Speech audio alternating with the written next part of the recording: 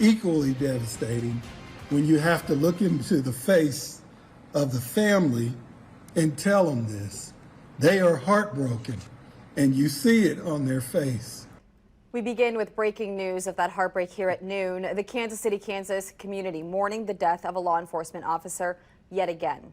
KCK police officer Hunter Simoncic died in the line of duty earlier this morning. Here's what we know about what led up to Officer Simoncic's death. KCK PD responding to the sound of gunshots near 77th and Everett just before midnight.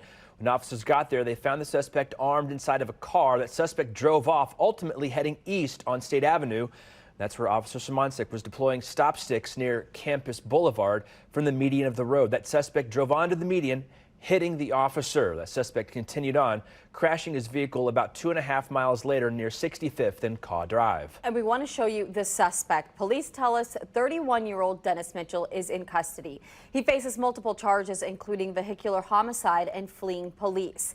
And we have our teams spread across Kansas City, Kansas to bring you the very latest. We begin with KCTV5's Gabby Luma on what led to this morning's incident and what we know so far.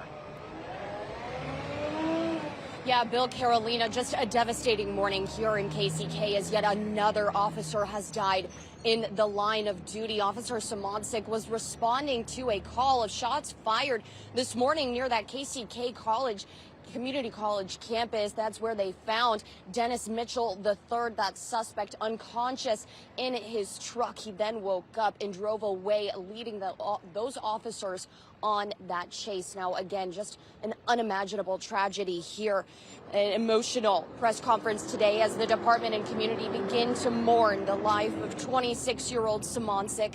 Mayor Gardner of KCK calling Simoncic a hero, but continued in detailing the act as, quote, senseless and unnecessary. Chief Oakman saying he dreaded getting the call about Hunter last night and said, quote, what words do you say to a family? Chief adding Officer Simoncic's family is utterly devastated. He details the kind of man the department lost.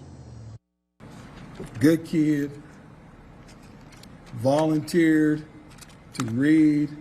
He read at Banneker Elementary once a week, and it's just difficult. It makes no sense. Just emphasizing the unimaginable tragedy here, especially as officers and the community is continuing to mourn the death of Wyandotte County Sheriff's Deputy Elijah Ming just 1 month ago to the day exactly. Now, coming up within the next few minutes, we'll have even more details of the press conference, what we learned just a few minutes ago. Now, reporting live from Kansas City, Kansas, Gabby Luma, KCTV 5 News. All right, thanks, Gabby. Now I want to head over to our Grace Smith. Grace.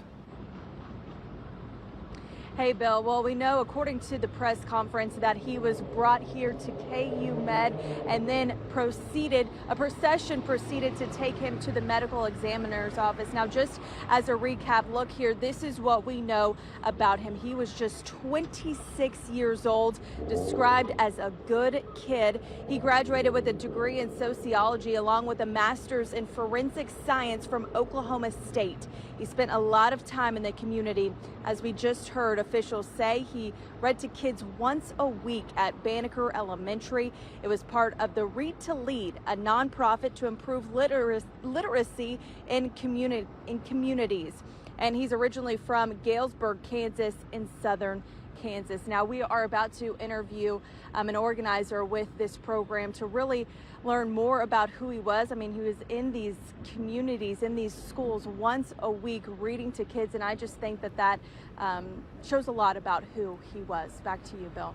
Yeah, a lot of people have participated in that program, self-included here.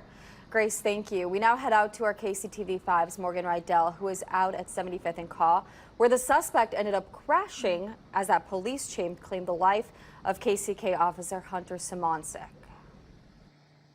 Yeah, I'm standing on the ramp for K32, and this is exactly where that chase ended. It was a very active scene out here until just minutes before that press conference around 10:30. I want to walk you through exactly what happened. So there are tire tracks through the grass down there behind me. You can see where the suspect, Dennis Mitchell, traveled, and he overturned the truck right here in this culvert, Take a look at this video. It was tough for officers out here on scene to just even figure out how to get this removed. It took over 2 hours, 3 different tow trucks on scene to get that done.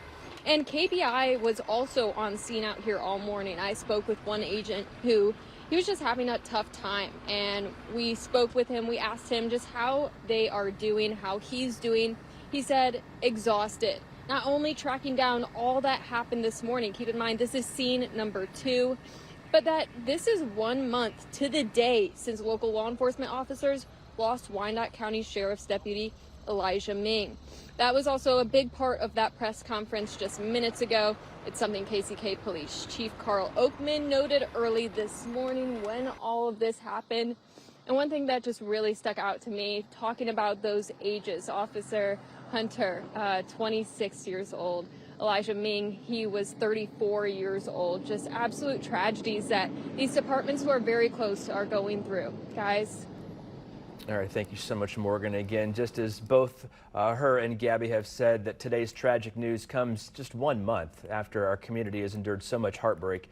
Wyandotte County Deputy Elijah Ming, he was shot and killed as he was responding to a domestic violence call in the Argentine neighborhood. And earlier this month, he was laid to rest following a service at Children's Mercy Park. Ming was, again, just 34 years old, leaving behind a wife and son. Now, we're going to continue to follow this breaking news of fallen KCK PD officer Hunter Samik all day long, both on KCTV5, KCTV5.com, and streaming live on KCTV5 Plus.